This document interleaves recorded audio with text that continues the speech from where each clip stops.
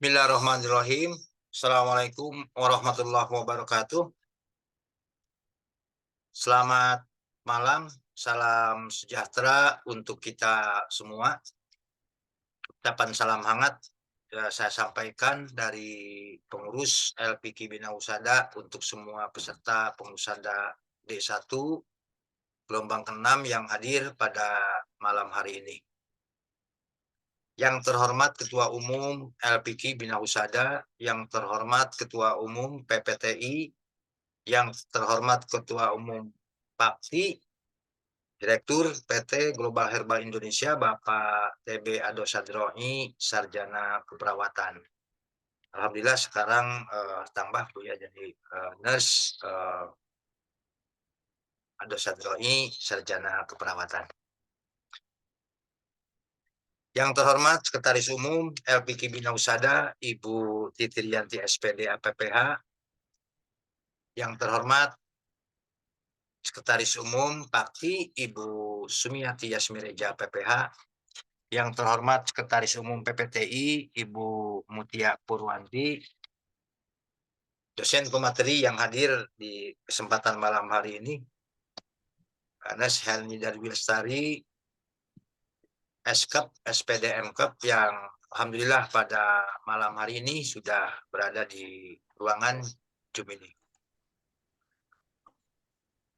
Puji dan syukur, marilah kita panjatkan kehadirat Allah Subhanahu wa Ta'ala. Alhamdulillah, pada malam hari ini kita sekalian bisa berkumpul bersama-sama mendapatkan karunia dan rahmat sehingga kita dalam keadaan sehat untuk mengikuti kegiatan kuliah D1 gelombang ke-6 pada malam hari ini secara virtual.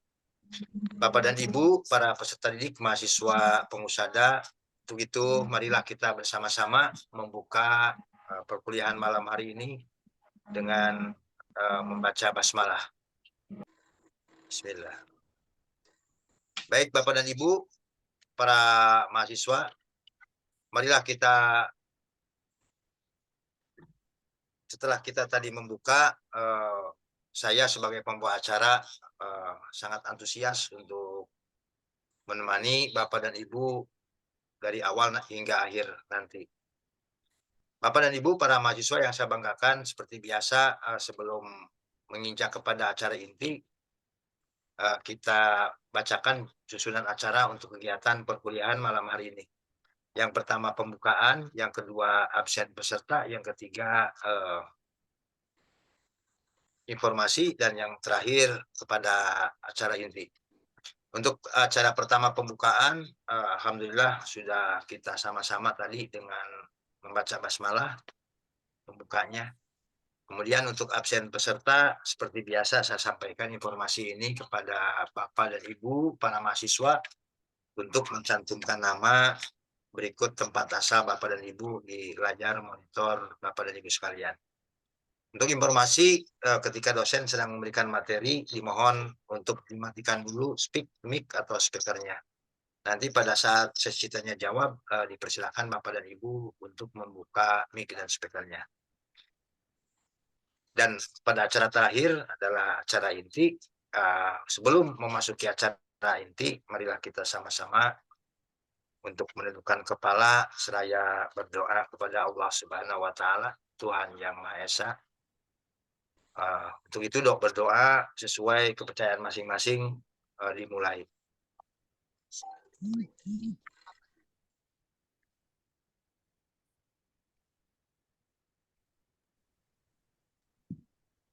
Berdoa selesai, semoga doa yang telah kita panjatkan dijabah oleh Allah Subhanahu wa Ta'ala, Tuhan Yang Maha Esa, dan membawa keberkahan untuk kita semua. Amin ya robbal alamin.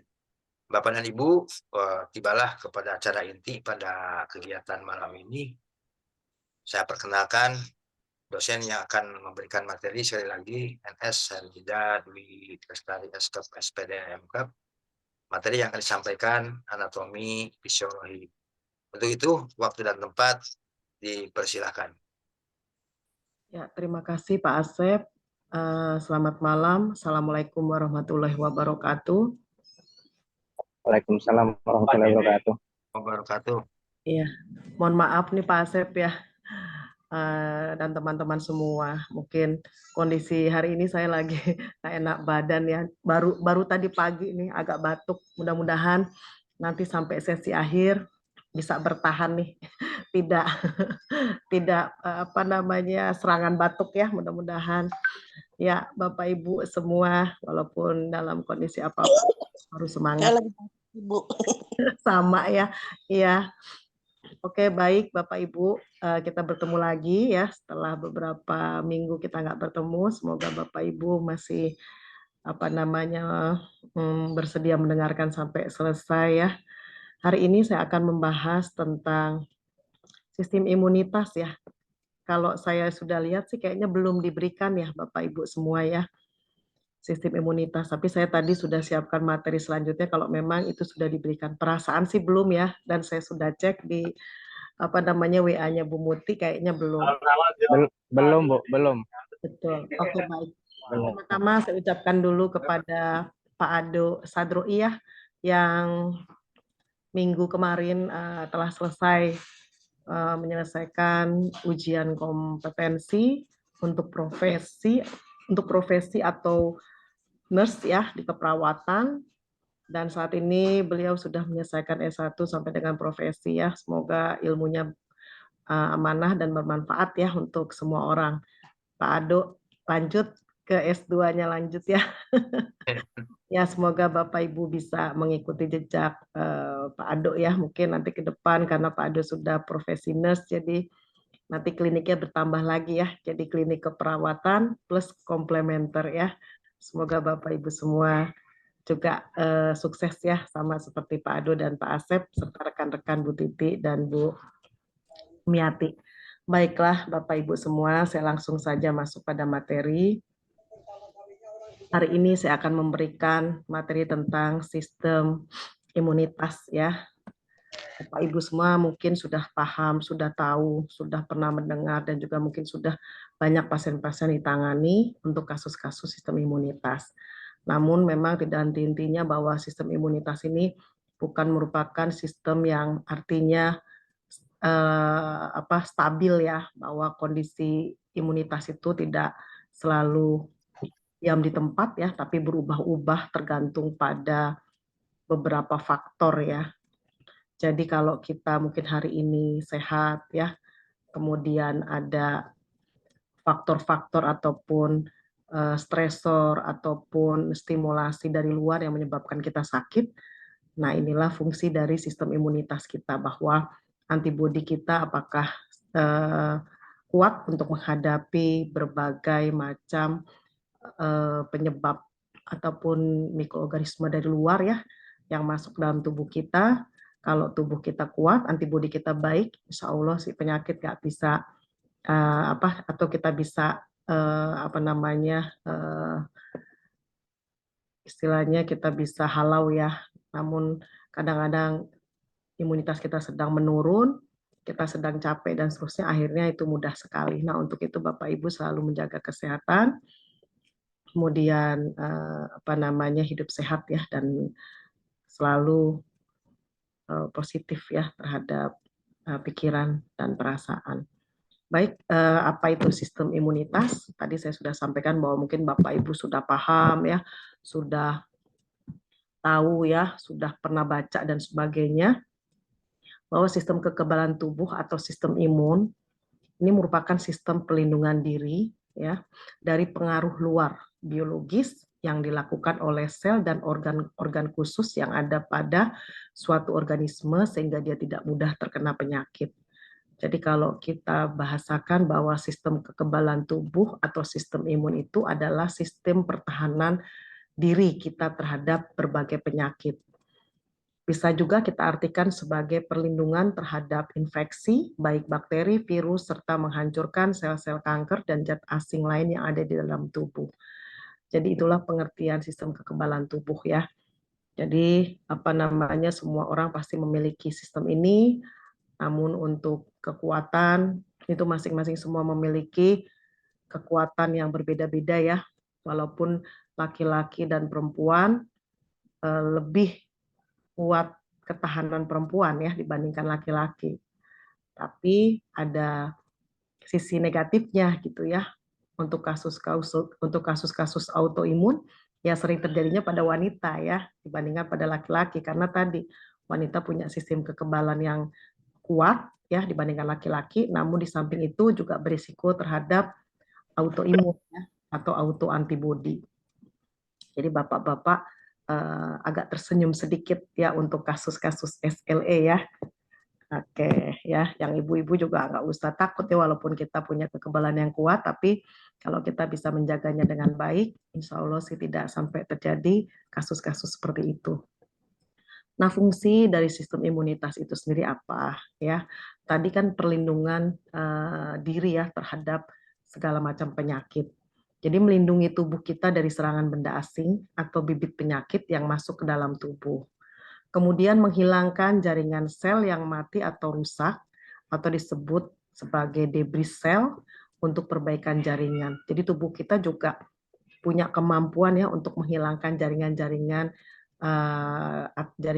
sel yang mati atau rusak. Jadi tubuh punya sebetulnya, namun tidak semua individu itu mempunyai kemampuan yang sama. Jadi ada yang kemampuannya apa istilahnya kecil, ada yang kemampuannya sedang, ada kemampuannya besar. Ya, jadi makanya kita nggak bisa mengatakan bahwa misalkan bapak ibu punya kakak atau adik, kok saya dilahirkan dalam satu keluarga tapi berbeda. Nah itu ya manusia punya kemampuan yang berbeda-beda walaupun dia dalam satu keluarga. Kemudian mengenali dan menghilangkan sel yang abnormal. Jadi artinya sistem imunitas ini dia akan tahu bahwa sesuatu benda asing yang masuk ke dalam tubuh itu kawan atau lawan. Jadi dia tahu kalau kawan ya pastinya dia tidak akan serang, sementara kalau lawan dia akan serang. Sehingga itulah yang membuat sistem imunitas itu bekerja. Kemudian menjaga keseimbangan homeostasis dari dalam tubuh ya. Jadi keseimbangan tubuh kita ya itu juga dijaga oleh sistem imunitas kita. Ini agak kecil, mungkin saya besarkan dulu ya sebentar.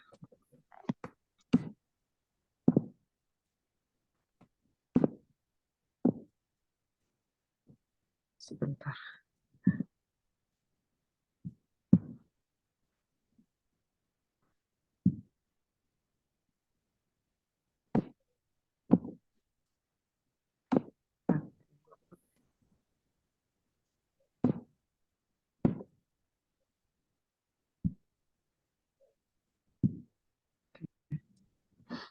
Sebentar saya geser dulu layarnya karena ini layarnya menutupi ini saya. Sebentar ya Bapak Ibu.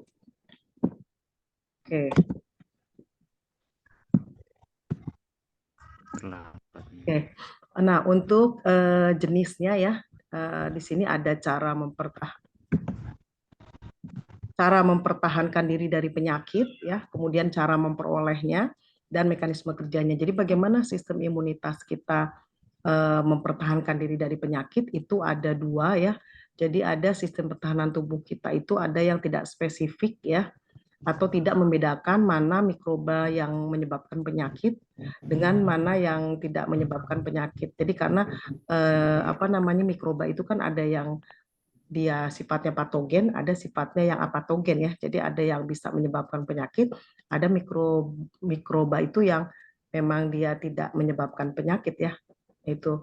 Nah, itu adalah kerja dari sistem pertahanan non-fisik, non-spesifik. Sementara untuk pertahanan tubuh yang spesifik, pertahanan tubuh ini terhadap yang patogen, artinya yang bisa menyebabkan penyakit. Jadi untuk yang kalau non-spesifik ini, dia tidak bisa membedakan mana yang lawan, mana yang kawan. Tapi kalau yang untuk spesifik, dia bisa membedakan.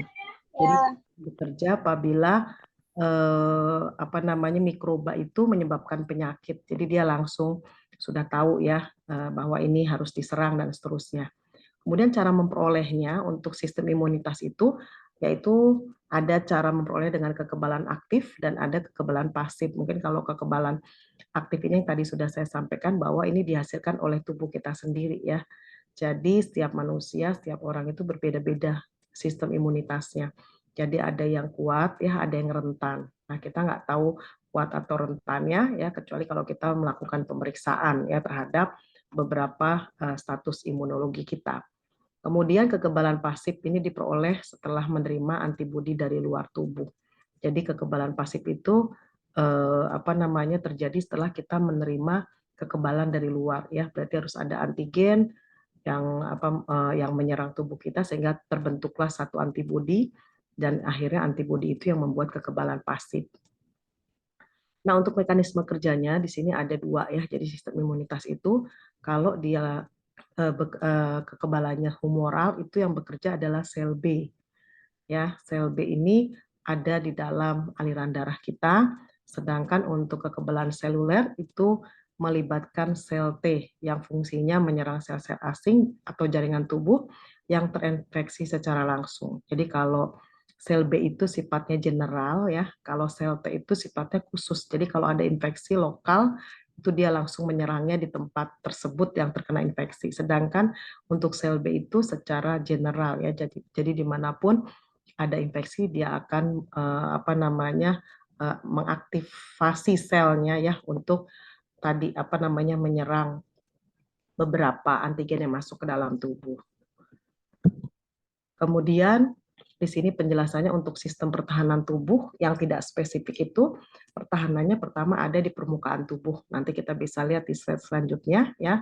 Di permukaan tubuh itu bisa merupakan pertahanan fisik, mekanis, kimia, dan biologi. Sedangkan untuk yang kedua di sini adalah respon peradangan atau inflamasi. Jadi kalau kita ada peradangan atau inflamasi ya di tubuh kita, nanti bisa kita lihat tanda-tandanya seperti apa. Kemudian sistem pertahanan tubuh yang tidak spesifik itu sifatnya fagositosis ya. Jadi memakan kuman atau mikroba tadi yang menyebabkan kita sakit ataupun yang patogen ya atau tidak sakit. Kemudian protein antimikrobia. Jadi pertahanannya dalam bentuk protein antimikrobia. Nah, bisa kita lihat di slide yang berikutnya seperti fisik ya. Pertahanan yang terdapat di permukaan tubuh yang tadi fisik, ini biasanya lapisan terluar dari kulit kita yaitu jaringan epitel dan membran mukosa. Ini adalah mekanisme pertahanan tubuh kita terhadap zat-zat asing atau benda-benda asing yang bisa menimbulkan penyakit pada tubuh kita. Jadi di dalam tubuh kita ini ya, di dalam anatomi tubuh kita ini semuanya itu ada fungsinya ya untuk pertahanan tubuh. Jadi bukan saja organ-organ di dalam, bukan saja fungsi dari sistem imunitas kita sendiri, tetapi tadi ya bagian-bagian dari tubuh kita sudah punya tugasnya masing-masing. Kemudian untuk mekanisnya ini biasanya dari rambut-rambut hidung ya, silia yang ada pada trachea ini juga membuat pertahanan kita ya terhadap antigen ataupun benda-benda asing ya yang akan menyerang tubuh kita. Jadi dari kulit, kemudian dari rambut-rambut yang ada di hidung ataupun silia trachea ini juga sebagai mekanisme pertahanan tubuh kita. Jadi kalau Bapak Ibu misalnya terkena debu, ya biasanya itu kan kotoran ya, kadang juga ada mungkin virusnya, ada bakterinya masuk ke dalam hidung ya pada saat kita mengambil nafas, kemudian oleh rambut-rambut hidung itu sudah disaring debunya, kumannya sudah disaring, namun kadang masih ada yang masuk sampai ke silia trachea dan akhirnya kita batuk ya, mengeluarkan lendir dan sebagainya. Nah, itulah merupakan mekanisme pertahanan tubuh kita terhadap benda asing tadi. Kemudian secara kimia itu minyak ya artinya yang ada di permukaan kulit kita, kemudian keringat, kemudian air mata, saliva, mukosa. Nah, itu merupakan mekanisme pertahanan secara kimia bahwa tubuh kita selain tadi dari kulit, rambut, ternyata minyak atau keringat dan air mata